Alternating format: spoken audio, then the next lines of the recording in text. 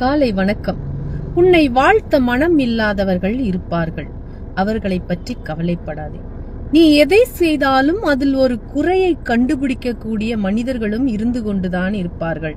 அதையும் பெரிது பண்ணாதே. உன் லட்சியம் எதுவோ அதை நோக்கி பயணம் போ. ஒன்றை மட்டும் தெரிந்து கொள், ஒவ்வொரு மனிதனும் தனித்தனி ஜென்மங்கள், தனித்தனி பிறவிகள், தனித்தனி ஆத்மாக்கள். அவர்களுக்கென்று தனித்தனி ஆசபாசங்களும் இருக்கும், குணங்களும் இருக்கும். அதன் வழியில் தான் அவர்களின் பயணமும் இருக்கும். அவர்களை ஒழுங்குபடுத்துகிறேன் என்று வேதனைகளை சுமந்து கொள்ளாதே. அவர்கள் போகும் வரை போகட்டும், போய் ஒரு அனுபவத்தை பெற்ற பின் திரும்பி வருவார்கள். அதுவரை நீ பொறுமையாக இருக்க வேண்டும். அவர்கள் போன பாதை நல்லதா கெட்டதா என்பதை அவர்களாக உணர்ந்தால்தான் அவர்களுக்கு ஒரு உண்மை தெரியும். அந்த உண்மையை நீ முன்கூட்டியே சொன்னால் உன்னை அவர்களுக்கு பிடிக்காது. இதுதான் வாழ்க்கையின் தத்துவ உண்மை. அவர்களது பூர்வ புண்ணியத்தின் அடிப்படையில் தான் அவர்கள் குணங்களும் செயல்களும் இருக்கும். அது உடன் பிறந்தவர்களாக இருந்தாலும், நண்பர்களாக இருந்தாலும், கணவன் மனைவியாக இருந்தாலும், பெற்ற குழந்தையாக இருந்தாலும், பேரன் பேத்திகளாக இருந்தாலும், எந்த உறவாக இருந்தாலும் அவர்களது பிறவி குணம் ஒருபோதும் மாறாது. எதை செய்ய வந்தார்களோ அதை செய்வதுதானே அவர்களின் விதி. இதை நீ மாற்றி அமைக்க முடியுமா? ஒதுங்கி நின்று வேடிக்கை பார். பந்த பாசத்தில் உள்ள விழுந்து அறிவுரை சொல்லுகிறேன் என்று கெட்ட பெயரை சம்பாதித்துக் கொண்டிருக்காதே. அவர்களுக்கு அனுபவம் தான் குரு. அந்த அனுபவம் ஏற்பட்ட பிறகு தன்னை மாற்றிக்கொள்வதற்கு அவர்களுக்கு விதி இருந்தால் தன்னை திருத்திக் கொள்வார்கள். அதுவரை நீ பொறுமையாக இரு. செயற்கையாக ஒரு குணத்தை உருவாக்கி உன்னிடம் அன்பை காட்டினாலும் தான் யார், தன் குணம் என்ன என்பதை ஒரு நாள் வெளிப்படுத்தி விடுவார்கள்.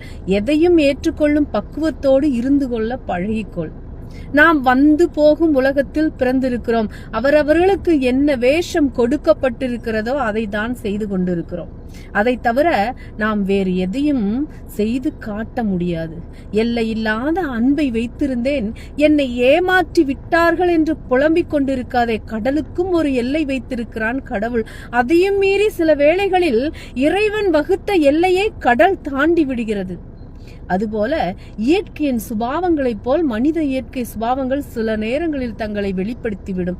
நீ உன்னை எப்படி வைத்துக் கொள்ள வேண்டும் என்று நினைக்கிறாயோ அப்படி வைத்துக் கொண்டு வாழ பழகிக்கொள். அதில் நன்மை வந்தாலும் தீமை வந்தாலும் உனக்கும் ஒரு அனுபவம் கிடைக்கும். அதை வைத்து உன்னையும் திருத்திக் கொள்ளலாம். இன்பமானாலும் துன்பமானாலும் அதை நீயே சந்திக்க கற்றுக்கொள். அதை பகிர்ந்து கொள்வதற்கு ஒரு துணையை தேடாதே. உன் இன்ப துன்பத்தில் பங்கு பெறுவதற்கு இந்த பிரபஞ்சத்தில் ஒருவர் பிறந்திருந்தால் நிச்சயம் அவர் உன்னை கைவிடாமல் உன்னோடே சேர்ந்தே பயணிப்பார். அது உன் பிறவி பிரபாத்தை பொறுத்து இருக்கிறது. அப்படி அது நடந்துவிட்டால் எந்த சூழ்நிலையிலும் உன்னோடு இணைந்தே இருப்பார். நீ பெண்ணாக இருந்தாலும் ஆணாக இருந்தாலும் வரும் துன்பத்தை எதிர்கொள்ளக்கூடிய ஆற்றலை உருவாக்கிக்கொள்.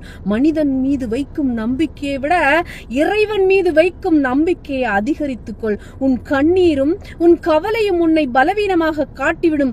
அழுவதாலும் சோர்ந்து போவதாலும் ஒன்றும் நடக்கப் போவதில்லை. எப்படி இருந்தாலும் நீதான் அந்த சுமையை சுமந்து ஆக வேண்டும். அழுது சுமப்பதை காட்டிலும் ஏற்று சுமப்பது உனக்கு சிரமம் இல்லாமல் இருக்கும். தைரியமும் தன்னம்பிக்கையும் தான் ஒரு மனிதனை உலகத்தில் வாழ வைக்கும் என்ற உண்மையை உணர்ந்து கொள். இந்த பக்குவத்தை அடைந்து விட்டால் எத்துன்பமும் உன்னை நெருங்காது என்பதை உணர்ந்து கொள். இதை நினைவில் வைத்து நேரம் கிடக்கும் போதெல்லாம் பொறுமையாக நீங்கள் கேட்டு பாருங்கள். நன்றி.